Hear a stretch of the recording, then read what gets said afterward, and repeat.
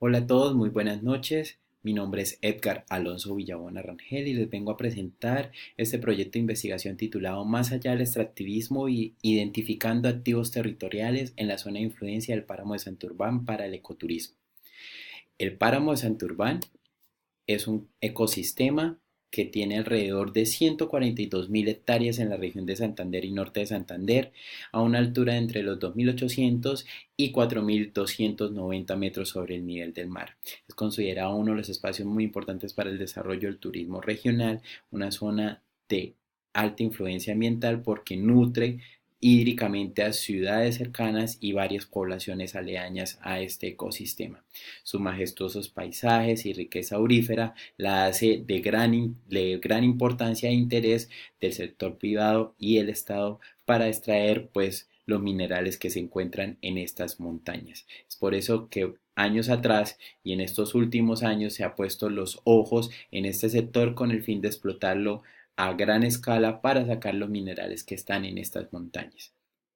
Teniendo en cuenta este contexto básico y partiendo de la pregunta de investigación que me propongo de cómo pasar de una economía extractivista en el páramo de Santurbán a un desarrollo económico sostenible que facilite el aprovechamiento de paisajes, climas y tradiciones, se establecen dos categorías importantes para analizar en esta contextualización de este proyecto de investigación.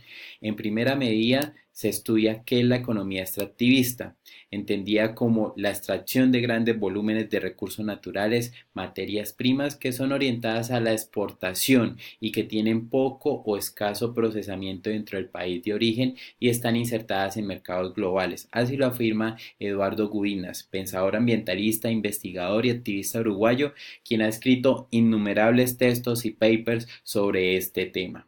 Asimismo, es normalmente encontrar que hoy escuchemos mucho el tema extractivismo en varios episodios y en varios acontecimientos. Y es que este término nace principalmente en Brasil cuando se describe la explotación de los recursos maderables de la selva amazónica. Sin embargo, con el paso del tiempo, pues en Colombia, en varios países de Latinoamérica, se ha venido desarrollando con la estructura de la trayectoria económica que debería tener una región, ¿sí? El extractivismo. Ejemplo de ello es en Quebec, en Canadá, esta región que tiene una economía avanzada, alimentada con abundantes recursos naturales, una infraestructura bien desarrollada y una mediana productividad. De la misma forma, Alberto Acosta, economista ecuatoriano y profesor de la Facultad Latinoamericana de Ciencias Sociales, nos expresa que aunque resulte poco creíble a primera vista, la evidencia reciente y muchas experiencias acumuladas permiten afirmar que la pobreza en muchos países del mundo está relacionada con la existencia de una significativa riqueza en los recursos naturales. Es decir, en los países donde hay riqueza natural son los países que están menos desarrollados y donde se presentan más brechas de desigualdad. Es importante también entender que el extractivismo, como lo plantea Eduardo y Alberto, también tiene un recorrido histórico interesante. Según Acosta, él nos plantea que esto comenzó a fraguarse masivamente hace más de 500 años con la colonización y la conquista de América, de África y de Asia. Y de ahí nació la necesidad de la acumulación extractivista. Y es decir, de ahí nace el sistema capitalista que es el cual estamos moviéndonos en este momento en el mundo, ¿sí? Entonces salen las demandas de los centros metropolitanos de la necesidad de esos recursos y las regiones lejanas que tenían esos recursos son las que envían el material para que los procesen en las diferentes ciudades. Partiendo de estos planteamientos de Gudinas y Acosta, es importante entender que ellos nos plantean que el extractivismo se caracteriza por tres cosas. Primero, la extracción intensiva y gran escala de los recursos naturales, tanto renovables o no. Segundo, el grado de procesamiento nulo o mínimo en la región donde se explota, donde se extrae. Y tercero, los bienes que se extraen se destinan fundamentalmente hacia la exportación. Enviamos la materia prima. La orientación a la exportación juega un rol muy importante porque es el canal es el canal que da lugar a la subordinación y dependencia. La actividad extractivista presenta en primera fase de cadenas de producción internacionales con lo que la industrialización de las materias primas son las que exportan y se realiza de esta forma una economía doméstica, según lo plantea Gudinas en sus textos. El extractivismo también se puede dividir en dos. Hay autores que no, pero en particular Gudinas nos dice que sí. ¿Por qué? Porque por un lado está el convencional y clásico y el otro el neoextractivismo. El convencional y clásico es un tipo de extractivismo que se desarrolla principalmente en América Latina, países como Colombia y Perú, y tiene como objetivo es alcanzar altas tasas de crecimiento económico a través del estímulo de las exportaciones, con diferentes iniciativas, para incentivar dichas actividades que fuercen y den condiciones ventajosas, lo cuales logran atraer capitales extranjeros para poder sacar los minerales y exportarlos rápidamente.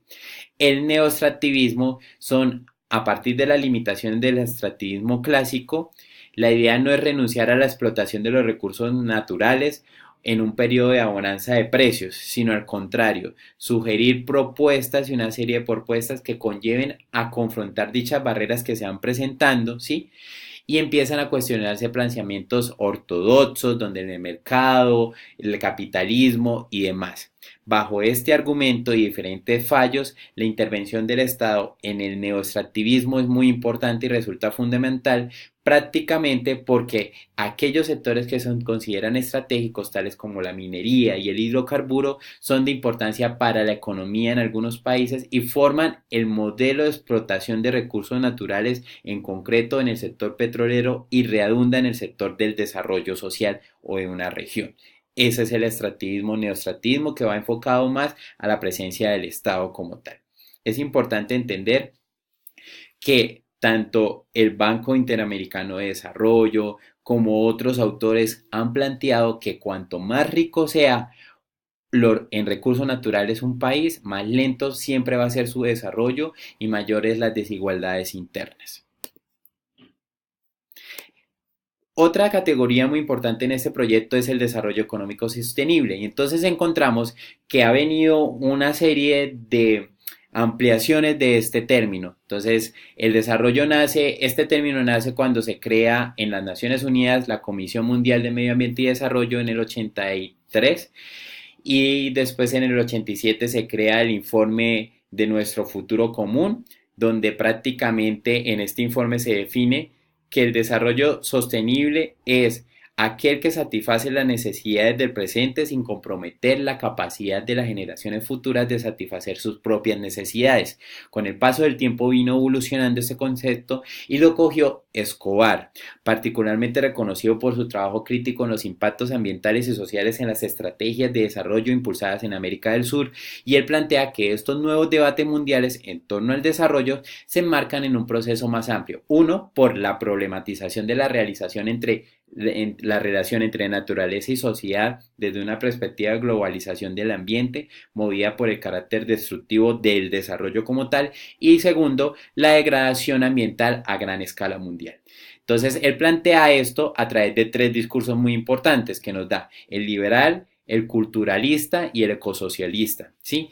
Partiendo de esto, el discurso liberal que nos dice Escobar es que toma el informe de Burland y a través de eso hace una relación hace una relación de naturaleza y sociedad, lo califica como un informe liberal en el sentido antropológico y filosófico, ya que da por sentado una serie de relaciones en la modernidad liberal del occidente, como la creencia de la posibilidad de un conocimiento científico objetivo, la consecución y concepción de un mundo de algo más allá de lo que se ha observado, y finalmente que dicha gestión puede ser mejorada paulatinamente.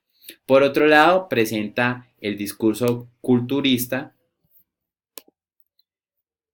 donde nos presenta la forma de abordar la relación y la sociedad. Pone énfasis en la cultura, es decir, la crítica del desarrollo, de cómo se puede manejar las crisis ambientales, del tratamiento de la naturaleza como una mercancía, de encontrar formas más eficientes de usar los recursos y no sacar a la naturaleza del circuito del mercado, sino ser más mmm, ventajosos y sacar mejor productividad de lo que se está sacando, de lo que hay en las tierras.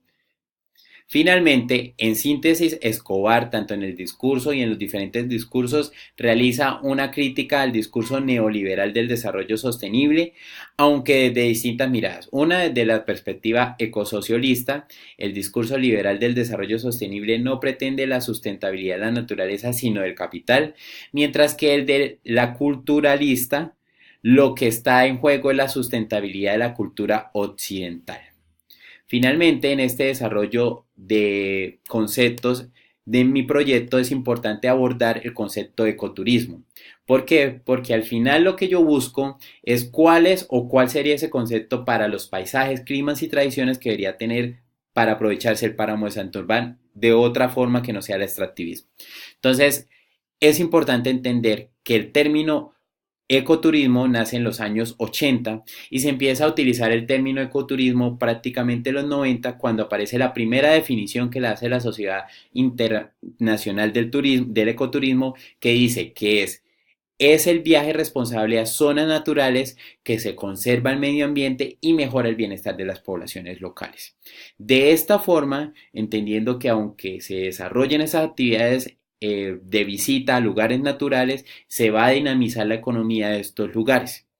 Más adelante es importante entender que la Unión Mundial de la Conservación de la Naturaleza definió el ecoturismo como aquella modalidad de turismo ambientalmente responsable consciente en viajar o visitar áreas naturales con el fin de disfrutar y apreciar la naturaleza, así como cualquier manifestación cultural en el presente y el pasado que promueva la conservación, tiene impacto de visitación y propicia el involucramiento activo y socioeconómicamente beneficioso para las poblaciones locales.